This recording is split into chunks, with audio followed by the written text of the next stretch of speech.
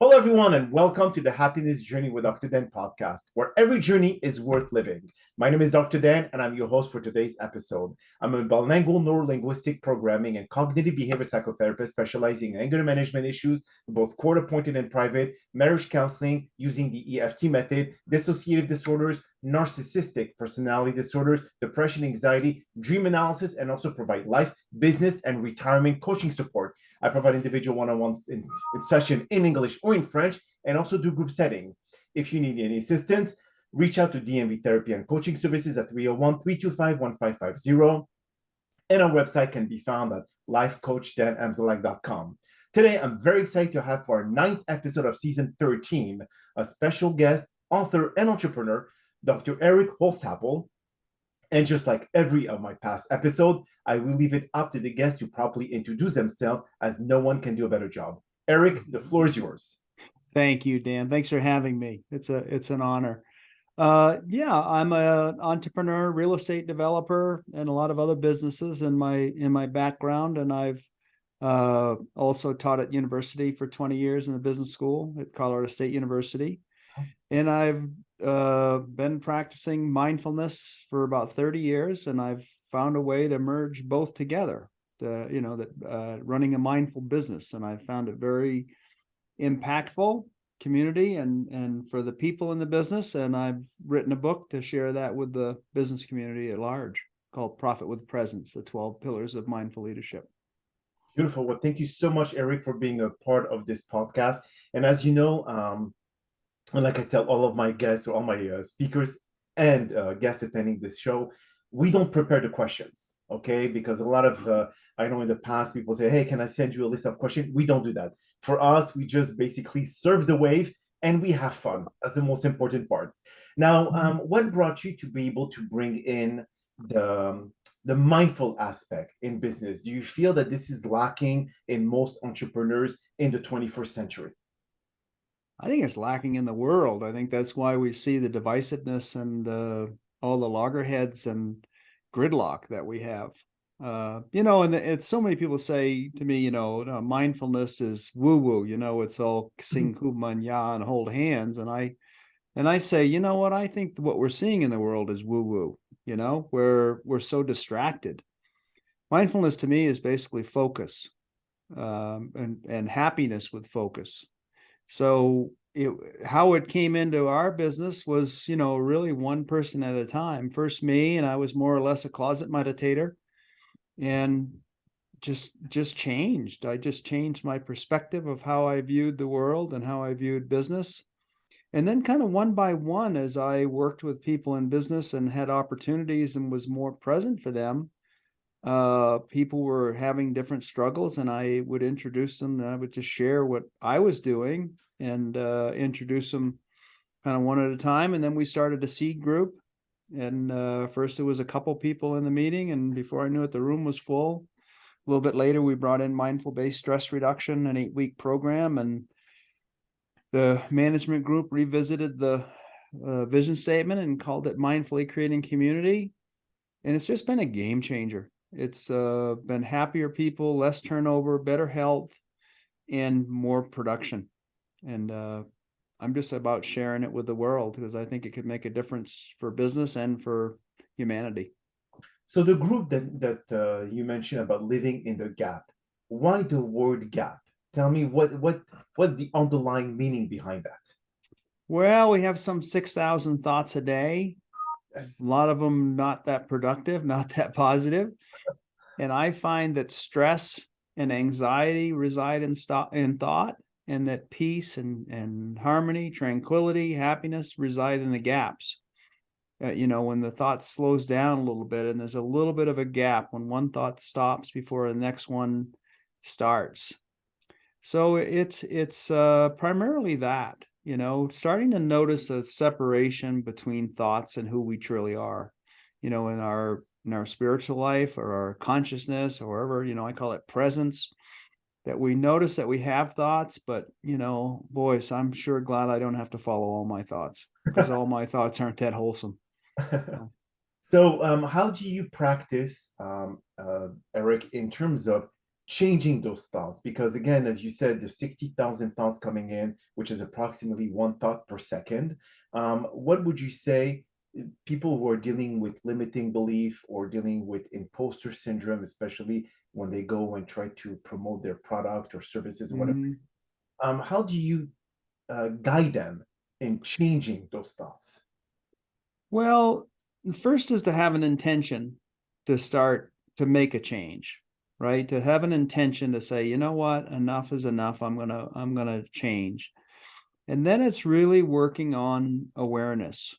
Now, it can be, I find the most effective thing for myself and many to be formal meditation. Not everybody's up to that. So extended time in nature or some other things may be, for people that don't want to do that. But I teach, starting with a very short 2-minute meditation session, because I find a longer session when you start can be counterproductive, because when we start focusing on it, it brings more anxiety to say, oh my God, that thing's really busy, that mind of mine. Yes.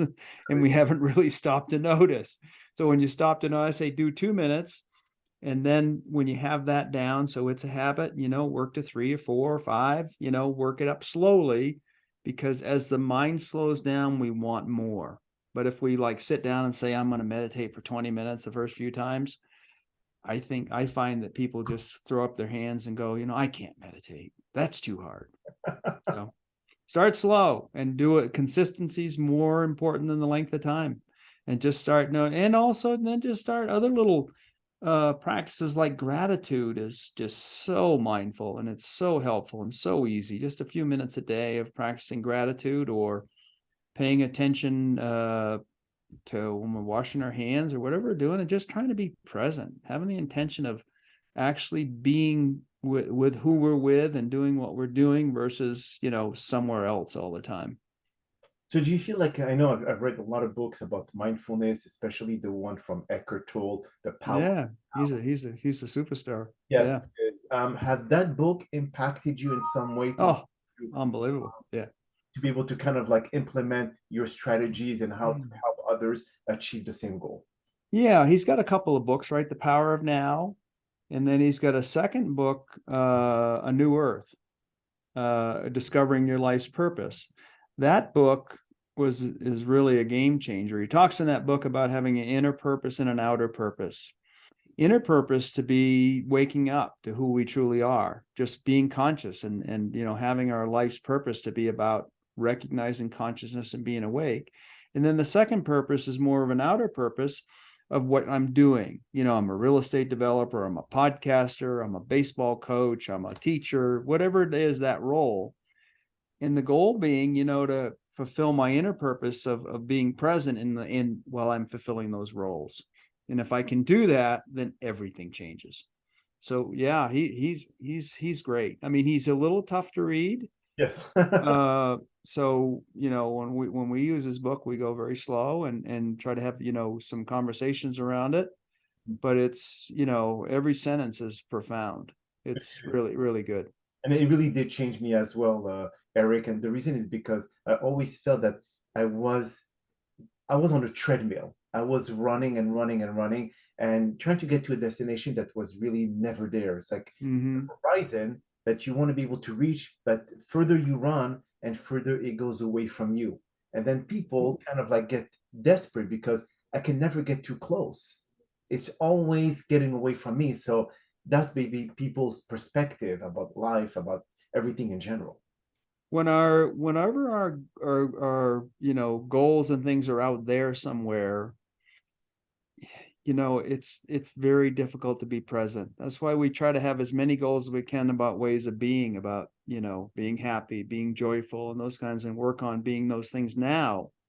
Because I've found for myself and so many in the business community, and I deal mostly with successful business people, when we meet our goals, we just pick more. you know we just say, when we get the house and the condo or whatever it is and the vacation, then it's just a bigger one and the second country club. And that is what I've noticed. If we don't stop to be happy and grateful right now in this moment, the goalpost just keeps shifting on us. It just keeps going, oh no, it's never enough. So that's why I say it's so important. I love material things. I love trips. I love houses, all those things. But I just don't look for my purpose in them or my happiness in them. If I need to be happy right now in this moment talking to Dan, because that's what I'm doing, Yes. and then if I have, then I can really appreciate going skiing or taking a nice trip or something and not feel like, that my identity's tied up in it. But then how, Eric, I mean, unfortunately, they mention a lot that technology has helped us communicate with people all over the world and connect with people on the other side of the planet. But yet also technology has damaged us in such a profound level. And one of this level is people have the tendency to compare their existing life with the one of influencers, or how come he makes this or he makes that or she succeeded and I'm still stuck in a job that I hate so much. So because this technology allows us to be able to see the world around us externally, but yet it impacts us internally. So what can we do to tell our listeners that this is their lives, this is the journey that they decided to take on for themselves? It doesn't mean that this should be the same for you. I just think we need to look inside, not outside, for our happiness and our purpose. We need to look inside ourselves to find what we believe our purpose is, not to look out for culture's never going to think that we're enough. Culture's going to say, if you give away, $1 million to the food bank, you ought to build a school. Culture's never going to be satisfied with us in what we do and feel like we're enough. That has to be an inside job. So sometime we need to, and we're not teaching it to our kids at all, never mind at a young enough age.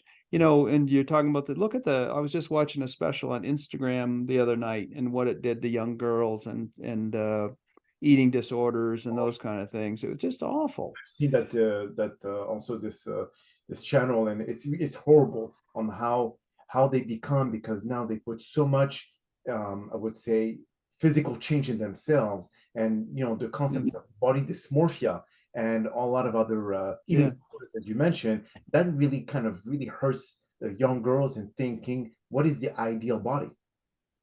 And I was at a reception last night, and a very, very successful real estate person in the Denver area said, I found myself just said this to me last night. I found myself on Instagram, getting on to post and somebody comparing and feeling bad about it. And I got off.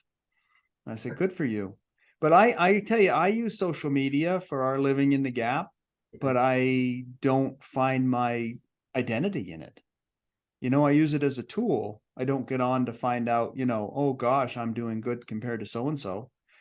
Sometimes I like seeing, I like the aspect of it of seeing pictures of people I don't regularly see, Okay. but I don't spend a lot of time on it, and I don't find my identity in it. I find my identity by looking within and coming to a way that I feel very comfortable in my own skin, that I don't look to others to give myself my worth and what they think of me. So okay, Because so let's go ahead, Dan. yeah, so let's focus on because I know our listeners, it's all great, everything in theory, but let's focus on practicality. So if, let's say, you would go and tell our listeners, these are strategies that you must take to be able to start changing your perspective, start living in the present. Don't focus too much on the past, because this is something that you cannot change. Forget about the future, because this is, not guaranteed. It's and you are the author of your destiny. You can decide what you want for your future, but what's really important is today. So those who are so focused about what other people think of them, what they should do about their life, what society, the culture, as you mentioned, that they always expect more from you. If you give 1 million, they want you to give 10. If you give 10, they want you to give 100. How to detach yourself, Eric, from all that? That's what we want to be able to kind of give valuable tools, so when they leave this podcast with you and I, Eric, they could say, wow, I learned something. Yeah. Well, in meditation, we teach to detach from thoughts by we sit and we follow our breath. And when a thought comes up, we notice it. As soon as we notice the breath, we're present. We say, don't dwell on the thought, let it go, return to your breath. So every time a thought comes up or an emotion or what, you notice it, you let it go, let it be, and return to your breath. You don't entertain it. You don't go down the rabbit hole. You just let it go and come back to your breath. I think the other thing that is training us to detach from all the external things. Because so when I come up and see myself and get mad at somebody, or I want to insult them, or they've insulted me, or I think of something I should have that I don't have and somebody else has, I'm jealous.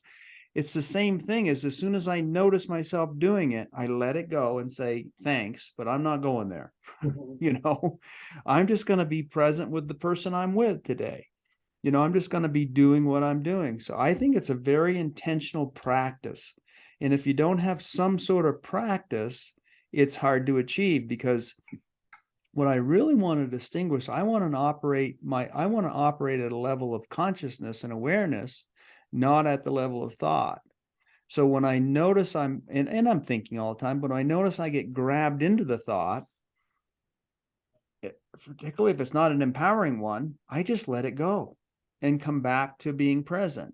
It's like training a puppy. It's being gentle with it. It's running off, you're bringing it back. It's running off, you're bringing it. So it's gentle. The mind is kind of like that. So when it's going off down one of those rabbit holes and I notice, just let it go and come back to this. Say, I'm not going there.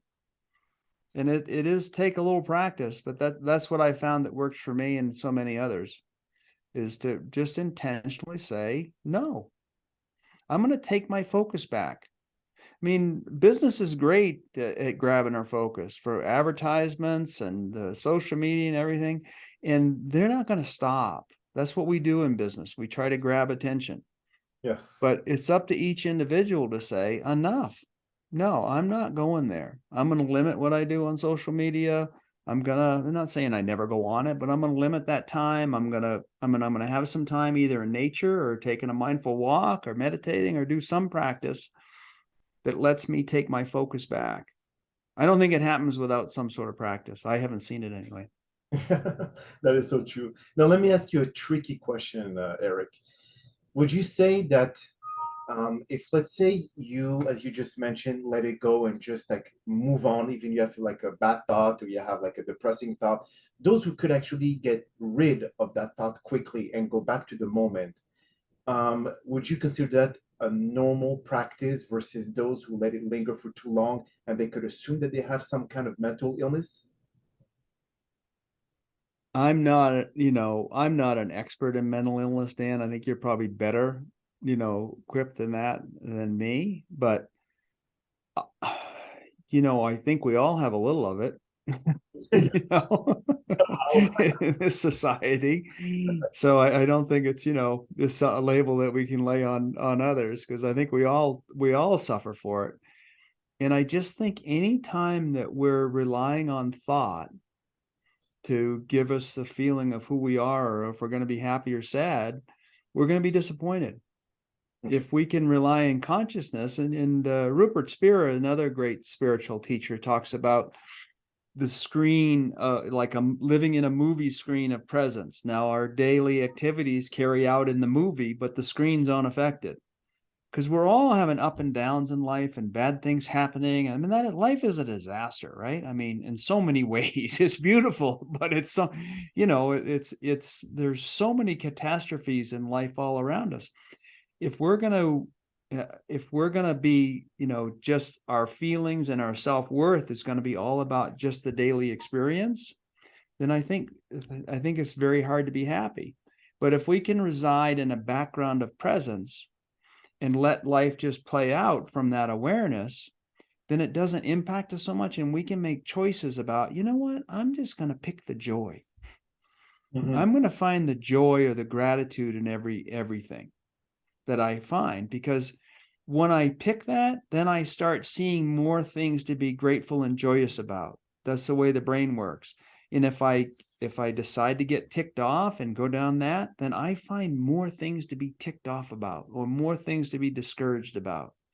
So I find it, for me, it's a matter of making a conscious choice. If I'm not going there, I'm going to take the high road every chance I get. I'm going to look for the joy and happiness situation, because I'm not saying there aren't, devastation and sadness and disappointments and all those things. They're all there. But what do I choose? What do I choose to focus on? And what do I choose to manifest? So I for just some go, people, sorry about that, Derek. So some no, people keep the negative thought in their mind for a couple of hours, and then they're going to jump in back into living as of today. So, but those who keep it for 5, 6 days are too long. Would you consider at this point that this should be alarming and there should be yeah, something to? even a couple hours, once you start being aware of it, as soon as I'm aware of my mind going there, I say no. What do I got to do to change it? Do I meditate a little bit? Do I take a walk? Do I just let it go? What's it going to take? Because it does feed it. Hours do turn into days. Yes. I've got a really good friend that has depression, and he has done it without medicine. And it's not that he doesn't have bouts, but he's totally dedicated to not letting him get him, not letting it get him. And he's got strategies that when he sees that black cloud coming in, just says, no, I'm not going there. Okay. Oh, wow. That's rare, Yeah. but he's a unique individual. And I've just been really impressed. And I think mindset drives so much of our life's experience. Do you feel, do you sometimes apply the philosophy of stoicism, where with the dichotomy of control, where you focus a lot more on the things that you could control versus the thing that you can't? Yeah, absolutely. Absolutely. I think if you can't control it, you need to accept it. And a lot of people say that means you agree with it. That's not what that means to me. That just means I acknowledge it. I acknowledge its existence. It's there. And then I can go awareness around it and possibly do something about it. Versus in denial, I find my mind's very closed and it's hard for me to be aware of something and make a legitimate change. So yeah, very much so I do, Dan. Beautiful. Well, look, Eric, it's when it comes to our listeners right now, like I said, a lot of people want to be able to learn something completely new. And I'm sure that most of them, when they hear about the happiness journey, they want to know what happy means overall. And as you and I know, happiness may mean something different for everyone. As you mentioned about you being an entrepreneur, successful in life financially and all, for some actually, they may think that happiness is money. Some others find no joy or they don't find any purpose in money. For them, it's health because they're suffering from either physical health or whatever it is. So when you apply the living in the gap, uh, I would say, approach to living your life today, how do you tell people or how do you guide them in finding happiness for each and every one, especially if it's primarily more specific to each and every person? So is there like a way that you customize it? Yeah, I really coach and lead to live a life of abundance, which means the opposite of what it's not is a life of scarcity.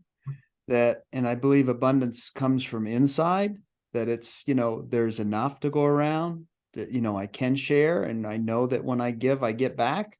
Mhm. That's how the universe and karma works. And that I think if you're in scarcity, no amount of money is ever enough. And I know there's a lot of billionaires that have gotten there through a scarcity mindset. So I'm not saying you can't be financially successful. I'm just saying that mindset is very difficult to ever be satisfied and happy with. And I found the people that have come across wealth that way don't embody happiness. But but we all know people that have no material wealth and are very happy, Yes. right? So I think you can have it all, is what we teach. Affluence increases influence, live a life of abundance. And it's a really good reason and purpose to make money, to make the lives better of those you love, to give more opportunities and more mindful. And that if I share that I'm coming from abundance and not feel like that if I give it away, it's gone. I can give it away and still have it. Yes, you yes. know? It's still key because, like Grant Cardone said, that someone can take away his wealth at any time, and you give him no more than 6 months, and he can get it back because he knows the process. He knows how he made it originally, so he could make it again. So that's not something. So it's more about knowledge, and knowledge is power. Now, of course, people will say, no, money is power. But with knowledge, you get power, and with power, you get money. So it's kind of like it depends on which angle you want to look at it. So, if you could just give our listeners, before we end this podcast, 5 strategies that you would recommend that they could put into application immediately and start seeing changes in their lives. Yeah. And I'd start with, if there was just one, it'd be gratitude. Practice 3 gratitudes a day. Find something before you start your day to be grateful for. Uh, Next, I'd see is making a commitment to be mindful and coming up with practices that would support that, whether it be for, and it's total meditation isn't it for everybody, and I don't think it's absolutely required, but find something in which you can be more mindful and just listening to your breath. Close your eyes and just listen to your breath is presence. Find some little practice that gives you mindfulness. I would say another one would be purpose. Okay. A deeper dive would be really get at what is your purpose in life. And for me, I found my inner purpose is to be present and aware with whoever I'm listening to or whatever I'm doing at the moment. And my outer purposes are sharing that to the business community. That's what I'm about. 4, why don't we go with service? Serve your communities. It changes the karma, it changes everything. And I think it's how capitalism works, is that those of us that can do a little more, do a little more. And I'm amazed at what happens. I call it the procession effect of when you're out in service, life works at 90-degree angles and just good things happen to you. You meet other givers, all kinds of opportunities, and it's so much better than trying to cold call or something like that. And I guess the last is, just watch your judging and labeling. I think that we've become a society that just judges and doesn't really listen to people. That we really need to it's impossible to think, half of the world is in one label and half is the other, and that's the bottom line of society. I just don't believe that. I think there's a lot more to each one of us, and we agree on a lot more than we disagree on. That Agreed. we ought to stop judging as much and just start listening to each other would be the 5th. Beautiful. So if you could tell the listeners, where can they find you, Eric? Yeah. Yeah, and where can they sign up for the Living in the Gap? Yeah, livinginthegap.org, spelled out, has all of our programs on it. There's free resources on mindfulness and mindful movement, book lists, those kind of things there. Also, our programs, we have an 8-week corporate mindfulness program coming up, and then our 9-month mindful leadership program runs in the fall of each year. You have to be signed up by June for that. And then on Amazon or on the website, you'd find pre-orders of the book, Profit with Presence, the 12 Pillars of Mindful Leadership, that's launching in the spring. So you Beautiful. can pre-order today, but thanks, Dan. Well, Eric, that is all the time that we have for today's podcast. I really appreciate you taking the time of your busy schedule to join us. And thank you for participating and inspiring our many listeners with your incredible story.